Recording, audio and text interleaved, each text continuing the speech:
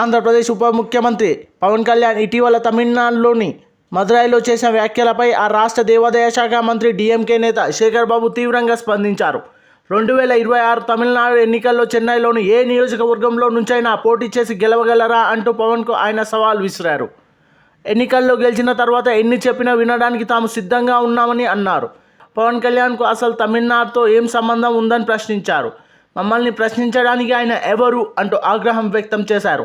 BJP మాయలో పడి మత రాజకీయాలను ప్రోత్సహించవద్దని పవన్కు హితవు పలికారు. తమ ప్రభుత్వం దేవాదాయ శాఖ అభివృద్ధి పూర్తిగా కట్టుబడి ఉందని, పవన్ మాటలను నమ్మడానికి తమిళనాడు ప్రజలు సిద్ధంగా లేరని అన్నారు.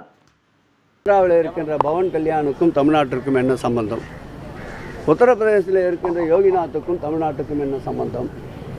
ஒரு அரசியல் சார்ந்து அரசியல் நிலப்பாடோடு இந்து சமய அறநிலையத்துறை என்பது அறம் சார்ந்த ஒரு துறை. அறம் என்றாலே அதில் ஒழுக்க நெறியை போதிப்பது தான் அறத்திற்குண்டான பணி.